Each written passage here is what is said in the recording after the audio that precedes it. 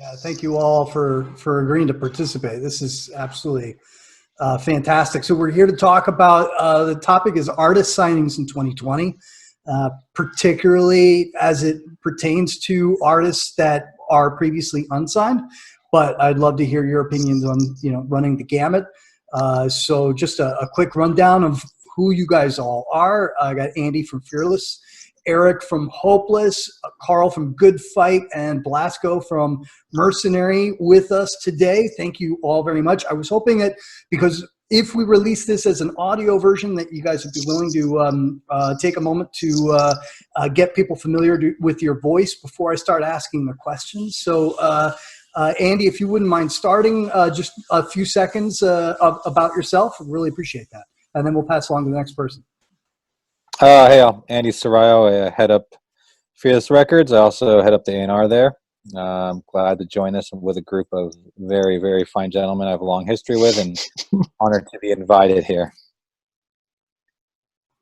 Excellent. Eric?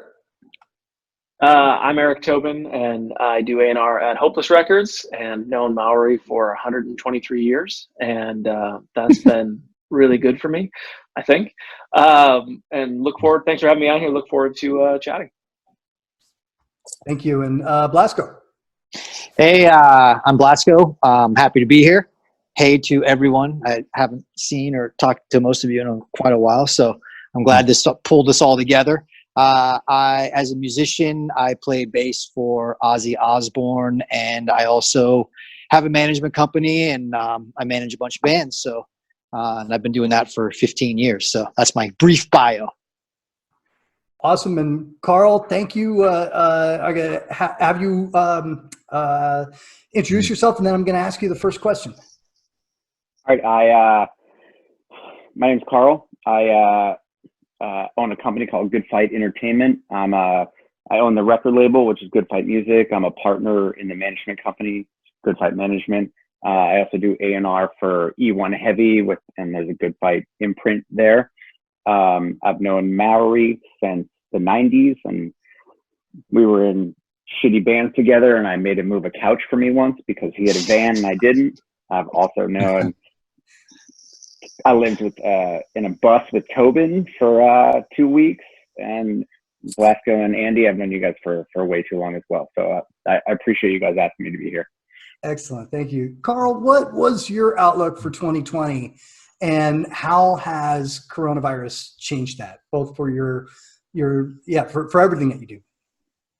So it's been, so honestly, I was looking down the barrel of, so I started doing management, guess a decade ago, something like that. Previously, I've been doing, since the 90s, my main focus has been the record label. And then when we started Good Fight, I started delving into management as well, like, someone like Blasko does, and doing both. And I felt like as we were going more digital, that having, a supplementary service-based business that didn't cost me anything, but made revenue would help. I was looking down my biggest year of management ever. Brought on 2 new clients that were super exciting, are still super exciting. Things were looking great. And now none of that is happening. So, it's one of those things where it's like, all right, this is what I was looking forward to. This is what I projected. And now this is the reality of it. I'm okay because I have the record label, and obviously the vast majority of our business is digital, and that's going to get us through. But I've spent the last 3 weeks, the vast majority of my time is doing pretty much anything I can to find the various outlets that our artists can use to find for government funding, whether it's unemployment for artists or the SBA stuff or Music Cares and all. There's so many funds that are set up for artists, which is great. They're not applicable to me, but they're applicable to my band. So I've been doing the best I can to push those towards the guys. And Eric, can you relate to what Karl's going through? Do you have a different set of a different agenda? Did you have a different outlook for this year than what he had? I think that I can some of it's that way. I mean, the one thing that I don't have to deal with as much is touring on my side. I don't have any of that. Our year has generally not changed too much. We've changed a couple of things. Those artists that have already had their releases set up, we're trying to stick to those schedules. We're trying not to change it because, I think there's even more of a bottleneck come the end of this year. If everybody's canceled this year, they're trying to figure out fall time and springtime. We're trying to keep releases in the same place and have contingency plans. So my year hasn't changed too dramatically. I think we're trying to keep as many things in place as we can, and those things that aren't announced, trying to move them along. But so far going into this year, it's and I'll say this too, it's a little case by case, and we've only been in this for about 4 weeks. I don't actually know all of the things that have changed yet, because I think some of the stuff that has initially changed feels like we've got under control. The bigger question is what hasn't changed yet that we don't have under control, if that makes any sense at all. And Blasko, I would imagine that touring is a much bigger piece of your pie than perhaps it is with the A&R guys, right? Yeah. First thing I want to say though is just anyone that's listening to the audio portion of this, we're doing this via video conference, and I just like to give a thumbs up to Karl proudly in front of his Nickelback multi-platinum record. Just it's just zero fucks. It's just amazing. But yes, my year has been totally turned upside down. So, improvise, right? Like, you do what you got to do. But yeah, man, I had a hot shit year planned out that now is, in the crapper. So I gotta, I'm just in a position to improvise and adapt, as all of us are. And we have, no real light at the end of the tunnel. So, we're just doing I think all of us are kind of relatively doing all the same things and have all the same struggles. And, we just hope to get out of it sooner than later. Thanks.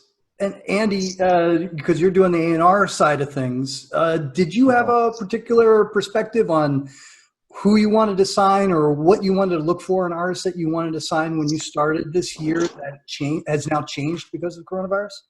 I wouldn't say a lot has changed. We still want to sign unique, great artists that we believe in. I think there is a moment of hesitancy where you're just trying to pivot on your current records and knowing that we all had things slide from 20 to 21, because as we're looking at the analytics, that people were pointing to think of what people are doing in times of uncertainty. They're eating comfort foods, they're listening to Christmas music, for Christ's sake. On the radio, Christmas songs are being played currently. So new music discovery is becoming a challenge, right? We can all listen to our, in Karl's case, our favorite Nickelback records, or in my case, a Smiths record. But we can all listen to something that we're comfortable with. But new music discovery is going to be tough. So we have a handful of artists on our roster that we're sliding, because so much of our development is dependent on touring, and that's where touring really and festivals and having the right looks, and that's where all of our worlds kind of collide there for a minute, because you got to hang your hat on the touring for the development, and when it's not there and you're seeing things slide into March of next year, and I'm hearing there's no availability from the agents that still have jobs, then we're all looking for a world of hurt. So fortunately, for Fearless, we have had great years in a row, and we're putting together a very productive year this year. Obviously, we've had to make changes to just release schedules and just the uncertainty. And I think the biggest thing for myself, and Eric kind of mentioned, it's like it's really just all fluid. We have releases that we want to stick to this year. We want people to have a reason to smile and get behind something, but at the same, get behind the artists and support them. But at the same time, we have to look that it's 25% of this country may be unemployed in 2 months, and we also have to factor those things in. So getting through those tough times is, it's the world, it's everyone, and we want artists to have a fair shot, but it's not very fair for us to say, hey, let's put your record out in May, but you may not see the road again till March or April, and that could be disheartening. So fingers crossed that we all wake up out of this bad dream in July, and we have some runway to the fall, and people can feel comfortable and be safe going to shows again, and we turn the switch back on. But I'm optimistic. I'm looking at the fall, and I think it's going to be great. It's going to be bottlenecked for sure, and and I'm looking at next year, and I want everyone to recover. I want the world to recover. But in terms of signing artists, I think we're still very open to everything, all levels. Eric, is that the same with you? I'm muting. Yeah, it is. I mean, there's no change in, to even just back Andy's point up, like there's no change in that strategy of signing. I think that if anything right now, unsigned artists especially have an opportunity to create, and not just create, but connect with the fans that they have. And so our strategies, we're still looking for things that are unique, interesting, and know how to connect with fans. And never was there a better time for those artists to not say the words, I need to be on tour, because you can't. So there's no excuse in that space. So yeah, nothing's really changed on the A&R front. If anything, there's an opportunity to look at more right now. And Mike, anything that you're doing with 10th Street that are you looking at artists at all, signing from the management side of things? Is that on pause? Is that something that was already on pause anyway? It's really a case-by-case basis. There is some stuff that we're looking at, and I think the philosophy has changed just a little bit in regards to knowing what it takes to break and develop artists, which typically has been a lot of touring. We might be looking at something that's already got its legs moving on the social side, that we can make an impact on for when things do adjust. And we come out of this with whatever the new normal is. And for the artists that I handle in particular, I'm really using it as an opportunity to try to look under the hood of the automobile and do some maintenance while the vehicle isn't moving at 100 miles an hour down the road. So it's a really unique time, and thankfully we've got a little bit of a buffer. We've just, if we come out of this, as Andy talked about with touring in the fall, we're just going to move a couple pieces around and have a really good strategy to, hopefully make the most of it. If things change beyond that, I think that's for everybody. As Eric said, we just have no real map for that yet. Karl, can I ask you whether coronavirus or anything else in 2020 has significantly changed what you look at, what metrics you're paying attention to? Mike mentioned social when you're looking at artists that you're considering signing. I don't think it's changed anything as far as artist signings and things go. Like when this whole, when Armageddon popped up on us, I had 5 or 6 bands that I've been in conversations with that I was chasing and hoping to, potentially sign. All those bands I still been maintaining relationships with and talking to and things like that. And just, so nothing's changed as far as that goes. My situation's a little unique. I have my own record label, which is, Good Fight. We call it Good Fight proper. And then I have the Good Fight imprint at E1. And obviously everything I do at E1, I have, people above me that, lay the law as far as what we're able to do. And, so yeah, everyone's looking at it and we're like, all right, what's our budget's going to be like for the rest of this year and for next year? And, one of the things that is applicable to both my label and to E1 Heavy is releases that we were planning for spring right now and for, later in the summer, we're pushing. So all of a sudden you've got a release schedule where you're looking at like, all right, shit, all of a sudden, fall 2020 is looking pretty full. And honestly, also skeptical because we don't know what's going to happen there. And then all of a sudden 2021 is getting really, really full. So yeah, that has something to do with it when you're looking at budgets and various things like that. Yeah, it's how to fit everything in there. And beyond that, the responsibility to the bands that you're signing. You're like, all right, if I'm going to sign 2 or 3 bands for releases at the end of this year and in 2021, and then all of a sudden it's like, all right, now you're going to be stacked on top of these other releases, potentially, large releases from, bigger bands as opposed to, like bands that I'm signing that are developing bands, like, so that absolutely takes into effect. You have to, you have to do your due diligence to the artist and make sure that like the manpower of the record label is there to make sure that you can, do the work for each artist, as opposed to like, I don't want to put out 3 records in the same month, that sort of thing. So yeah, things are changing. Absolutely. I'm still chasing the exact same bands, and I still want to get a hold of all of them. And I still got to tell them, and bands, because they're like, I know this shit is crazy, but our record's ready to go. So you think we can get it out in October? And it's like, probably no, and so it's one of those things where it's like, all right, we still want to do this, but we have to figure out when's going to be best for you. And, and every band is ready to go. As soon as you tell them like, all right, it's time to go, they're ready to go. But you got to make sure that all the guns are firing behind them as well, and that's in their best interest. So, it's weird to think about that sort of thing. And we're trying to do the best by all the bands that we're looking at, and also the bands that we've already signed that have new records coming and things like that. So it's trying to shake it all out and how we're going to figure it. Thanks. Blasko, there are 2 things that jumped out at me that I wanted to ask you about that Karl just said. One is budgets and how this has been so financially challenging, what that might do for budgets for artists that you work with. And then secondary to that being, I'm not sure what artists you might have had that had releases like that happened right before the S hit the fan, and how this has crippled their ability to support the album. Can you talk about either of those or both?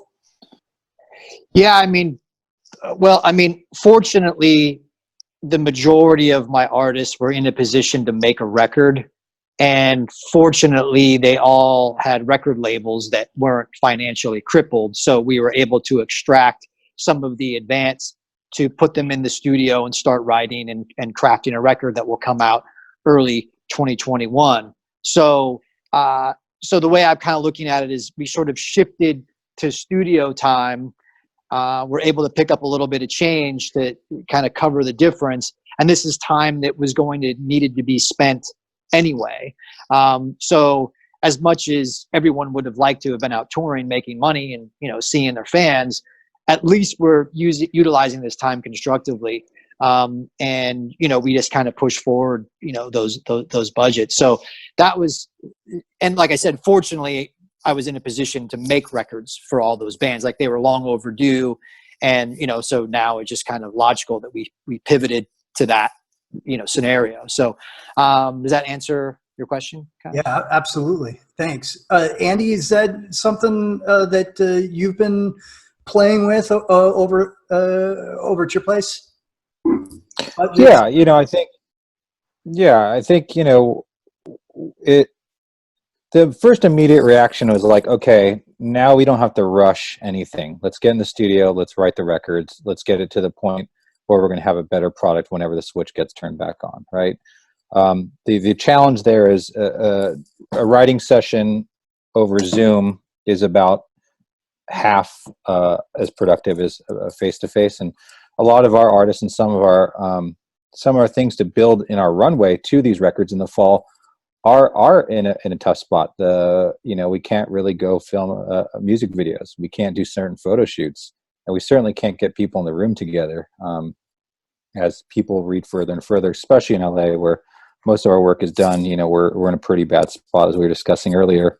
Shouldn't even be going to buy groceries at this point. But I think when we kind of went first on lockdown, I was like, cool, let's pivot. Let's give everyone the tools to be able, all of our artists, the tools and managers to go and create. And I think where there is right now is there's a lot of forgiveness in the quality. It's more about just the content and getting it out there. People don't need super polished content. They need consistency with artists and brands that they love. And that was the first objective. And then second, like, let's plan out how we can get more at home. So do we have certain artists that can record a record start to finish in their basement or their spare room? Yes. Do we have an artist that has no ability to even do liners for radio? Yes. So we kind of look at the whole spectrum and see what we can actually accomplish by sitting at home, not being in groups. So, and case by case, like everyone agrees, everyone's case by case what we can get out of them. And, you know, we look to get more out of what we have. So artists that we have on the roster that, I mean, maybe we're digging up B-sides, maybe we're finishing remixes or acoustic records. So we're looking at what more we can do with our hands tied. But, you know, studio time, you know, we're fortunate if people want to work, we'll get them there. Eric, hopefully I got a quick one for Andy, if you don't mind me jumping in. Yeah. That I think, what about the artists that had records come out? Didn't you just have a couple artists that records came out in the last month? Yeah. So, you know, specifically August Burns Red just had a record come out on Friday. And we had, you know, we had such incredible attention around this record, you know, on all aspects, and the band does so much that it was actually a little surprising, but I think when right now we're all feeling this as a community. So I feel there's a lot of people in the rock or metal or hardcore community that were rallied around this a bit, you know, so they chose to stay the course, but they also stood the course, but we had production in place, you know. Now when we talk about production, I know we're living in a digital era, but there are a certain segment of artists that want vinyl and everything globally, right? We have to hit the switch on all this. So with records that we have had come out, because of the focus and because of the growth we've seen at YouTube, you know, everyone knows that streaming kind of dipped 10% right at the crack of this, but it's slowly recovering. If you have an audience like August Burns Red and you have a new record, there's a lot of excitement, there's a lot of support in the community. So we didn't lose a step there, and I think we're having a fantastic trajectory. You know, it actually did really well at iTunes. It's streaming really well. There was tons of press coverage globally. So the band was committed to do a lot globally, and we got everything. Like I said, I felt like there was a big rally around it, which was amazing because we didn't know going into it. We just knew that, you know, the S hit the fan, and we sat there and had to, you know, pile up everything, and it worked. So that's why I stick to everyone's point, or Eric's point a little bit, that I don't think it's a tremendous fail to put out an artist with an audience right now. I think obviously there's not much in terms of competition, if you will. I think there's going to be a lot of records that come out this summer, or if you're taking records to radio, that are going to be okay, because it's that, or you get in the fall and there's going to be 14 records every week stepping on top of each other, and you know it's going to be a bottleneck. So you kind of have to pick your poison. But I think, you know, with the growth digitally, and you see the YouTube numbers skyrocketing, if you can feed that machine, YouTube community, then there's going to be a lot of attention towards it. Yeah, Eric, I don't know if it's all right if I jump in real quick. Yeah. One of the things that I've seen, I saw a bunch of reports end of last week and early this week about how, you know, music industry overall streaming numbers are drastically down and all that sort of stuff. As far as my things have gone, people are craving content, and it's definitely jumped up. And you know, so I don't know if it's maybe it's niche based or something like that, because obviously, you know, the vast majority of people, instead of driving or doing whatever they would normally do to consume music, they're watching Netflix because they're stuck at home. But I've also seen, you know, correlating to what Andy said, that I've seen, you know, my digital numbers have been great. And, you know, and I've gone to my bands and been like, hey, this is a solid time to release some content.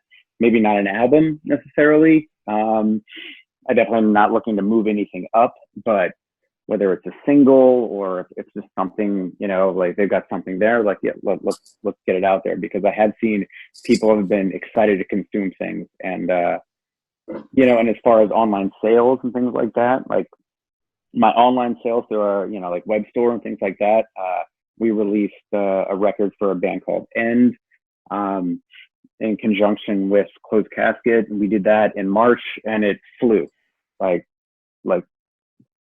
beyond expectations. And that was great. And then conveniently my web store warehouse closed, so we can't fulfill any orders. So that sucks. But, you know, at the very least, I think at least now people still want to consume things.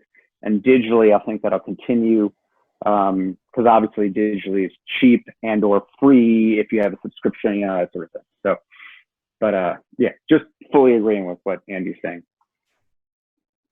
And Eric, you had a record came out right before the S hit the fan too. Was it Neck Deep, I think?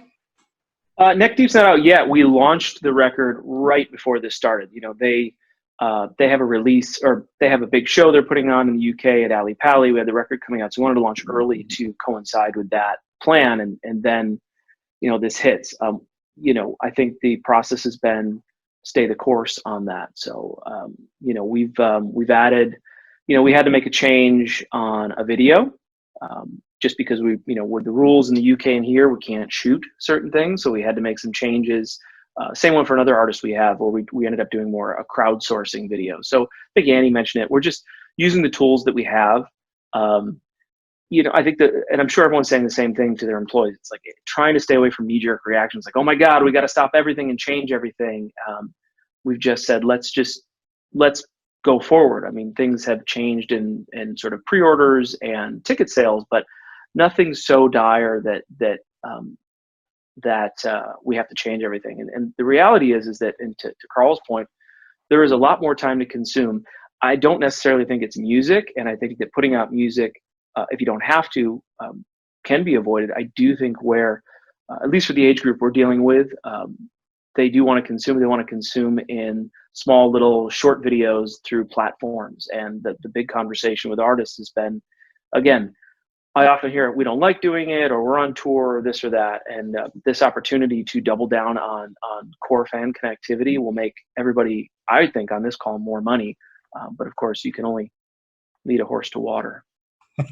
Anybody else? Can I throw this out to everybody? Like, how challenging is it to get your artists on to just do stupid stuff on YouTube and, you know, just do fun stuff on Facebook live streams, Instagram live streams and stuff like that? Is that just like pulling teeth, or is it even productive at a time like this? Case by case.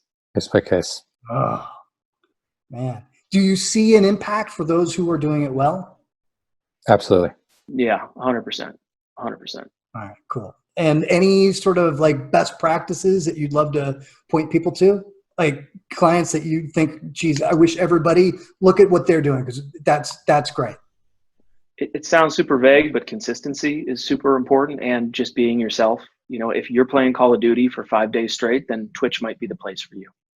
That's it. Just be yourself and be consistent. Yeah. All right. Excellent.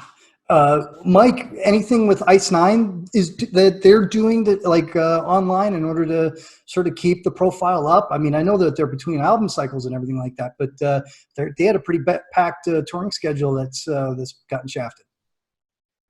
Yeah, I mean, we've got a couple different like lines that we're towing. Some is what can we do in the immediate, right, to just entertain the fans and make sure that they know we're there and that we care, you know. And the other is, you know, as Andy sort of mentioned, what do we have that we're sitting on that we might be able to, you know, put out in the future? So there's a couple things that, you know, we didn't have a definitive release timeline for that are now in the works to have those come out. And back to your previous question, you know, I think obviously it's case by case. You know, what I've found is, just like Eric said, it's got to be genuine and it's got to be consistent, but also kind of pointing to what others are doing and showing that it's working. You know, I've seen a number of things kind of come up, and, you know, Bad Wolves, for instance, who's at 10th Street, they put up a Patreon and they kind of threw it out there, you know, and I think they're learning along the way, but the bottom line is people are coming to it. And yeah, if they'd have strategized and spent another 2 weeks, you know, maybe they could have made the profitability more.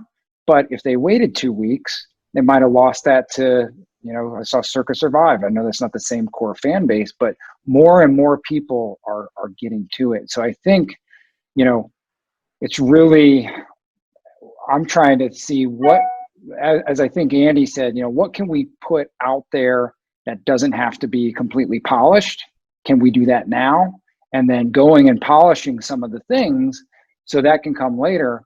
But ultimately, using this time, going back to that kind of car and maintenance metaphor, to totally overhaul, you know, the engine. So when the roads are open again, we're actually smooth sailing.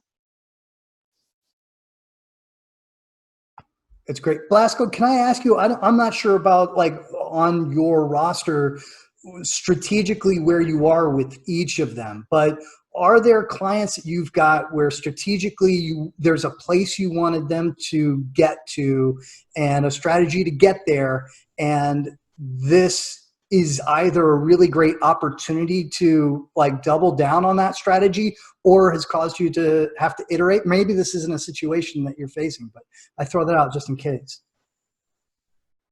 Uh-oh, hold on a second. Let me mute you real quick. There you go. Yeah. Try again. Sorry. I think my takeaway from all of this is that artists artists digging deeper into the platforms that have been provided to us, meaning that, as an example, Randy from Lamb of God was on Instagram Live earlier today interviewing or just having a chat with Gary from, Slayer and Exodus. And because, Gary was, he had the COVID coronavirus, right? And so he was asking him about it and stuff. So these are maybe things that weren't happening before that maybe should continue to happen, right? So to me, the positive takeaway is you've got all these artists that are now uncovering the depth of what these platforms are, to where, engaging your fans. Like on that chat they had, when I popped in there was like 1,000 people in there watching it. And so they're clearly engaged. So I feel like if artists can really kind of take this time and learn from it, and whenever we all hopefully go back to some sense of normality, that they don't just forget this time. Like it would be great if they continued to have chats and Instagram lives and Zoom calls, and know that you can connect with your fan base on all these different angles of these platforms. So that's kind of how I walk away from this. Is I hope it continues. Yeah, awesome. Thank you. Karl, you kind of set us off on this. Are there any of these particular platforms that you are particularly fond of, or that during this time, seeing more YouTube, more Instagram followers, that sort of thing, is going to turn you on more as you consider artists that you want to sign in the future? Is this going to change anything at all on the metric side of things? Honestly, I don't think anything's going to move the dial as far as what I'm looking for as far as signing and things like that. At the same time, I am looking for, for the bands on whether it's on the label or management, or things that they can do, during this time that might monetize something for them. And it's been weird because I've talked to them, and there's been an initiative. There's a number of great labels. Actually, Fearless has been amazing. They've sent over the list of basically everything that's potential for an artist to do right now, that could generate something for them, online. And we've been going through that with, with bands I manage, and I've obviously utilized that because Fearless has done a better job than I have for my label clients. So thank you, Andy, because I'm using that for them. And and we're looking at it to see, like, all right, what makes sense. And a lot of my bands are too small, where it's like, listen, you do something in a vacuum, it's no one cares. So it is what it is. But for the larger bands, there's definitely some things out there that could make sense and generate some revenue. And then other bands, I had a conversation with one of my clients today. I was like, hey, you should do this. You have a huge base and a big following, and I know right now you're going to be home for the next 6 months, and you've been home for a couple months prior to this, and let's do something. And and we just went back and forth on discussion. And they're just like, it's the same argument with, do you want to play a basketball game in front of nobody? Vince McMahon just had WrestleMania in front of nobody. And, as far as I can tell from the internet, that went pretty good. But talking to, to this band, they're like, just, like, that doesn't work for us. So they're like, it's just like, I feel like that's going to let people behind the curtain, and it's not what we want to project to our fans and our audience, and more so to what we want to become. So it's been weird. And I'm not entirely sure, what the best bet is for them. But yeah, there's definitely nothing as far as the online thing goes that makes me be like, fuck yeah, you guys are doing this. nothing new. I'll preface it that way. Nothing new that I'm like, oh, you guys are doing this. That makes me want to, like, look at what you're doing and sign you. Because from the get-go, I've always said any band I want to sign, I want to work with them, not for them. So I've always wanted to go after bands that are already doing things and working. And in this environment, yeah, there's going to be bands that are going to come out, that are going to figure things out and be creative and do more than other bands. And yeah, that'll definitely turn people's heads. I don't know the extent that that's going to make a difference, but it'll definitely open eyes. It's funny because you sort of put the thought in my head, like, that this could be looked at as almost like a MySpace era in a way where, some bands are going to really, really embrace this and do something awesome and unique with it. And just on the basis of that alone might be able to get the attention of people like you, but perhaps not. No, absolutely. I mean, bands are going to do things that make sense. I mean, ever since internet popped off, there's been bands that have figured it out. There's been bands that have like figured out how to work on their, but it's always been this double-edged sword. I mean, we all know a bunch of bands that have figured out the right songs to cover in their garage and put online and pop off on YouTube and, and then in turn Spotify and things like that. And meanwhile, they have no legitimate real following, there's no, like, no one's going to see them live or things like that. Blasko was making, denoted my Nickelback plaque back there, but and that was one of the first things I did when I was at Roadrunner, when one of the only job I've ever had. But like, you look at it and there's like, there's things that bands can do that are going to get attention, and that's going to garner some spins online and that sort of thing. But is that going to, it's just a matter of what it's going to result in, whether as far as people coming to shows, building a general fan base and things like that. So, that's the key. And I don't know how much you can do right now when you can't leave the house to, like, build a real legit fan base. I think if you're already an artist that has one, you can feed them and cultivate them, but I don't know how much you can do to build a new one. Yeah. That's a really good point. And there's something that I myself and probably everyone here is, you see something, whether it's getting your attention, you love the songs, or it has all the right, things you're looking for. But I'm always a person that has to get on a flight and go see it live. And it's really hard for me to want to sign anything or be involved in something that I can't see live and look and see, hey, it might be rough, but I can see where it ends up. So we're not going to be able to do that anytime soon.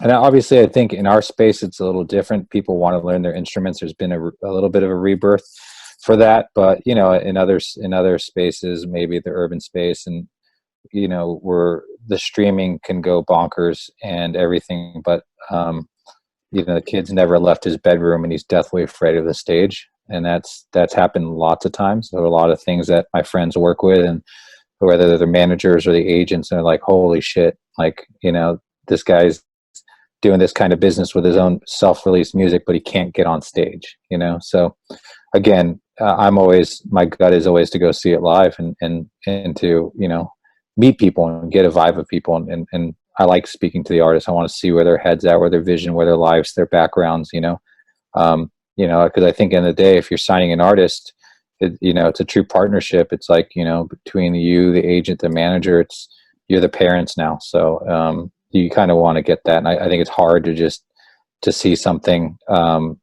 some videos and then go and sign a deal. So. And Andy, when I know this sounds like a real basic question, but I get this all the time from our following. But like, when you go to see a band live that you're considering signing, how much of a factor is it that there are a lot of people in that room versus just seeing somebody in front of almost nobody except for you, and they just light your soul up, Yeah, it can be 0 people in the room. I can care less. Okay. It's even better if there's 0 people in the room and you're great and you can see the passion on stage and they're caring. It's better than guys sitting there, looking down the floor and burning holes through their shoes. Like, if they're scared to be on stage in front of 0, I hate to tell them, the first year or 2 might be in front of 0. And Eric, I assume you're you sort of the same way. Are you planning on getting on some of these cheap American Airlines flights as soon as this blows over to fly across the country to see bands all over the place, or what? I mean, Andy, you said everything that's smart about this. Is really, and am I going to get cheap flights when this is over? I hope they still exist when it's over. That'd be real nice. And I hope that bands are playing and that I can go and see them. And I wouldn't mind if there was no one in the room, because clearly this thing is just not packing up and going away. So less people's would be all right with me right now in a room. But yeah, I mean, look, I think that everything that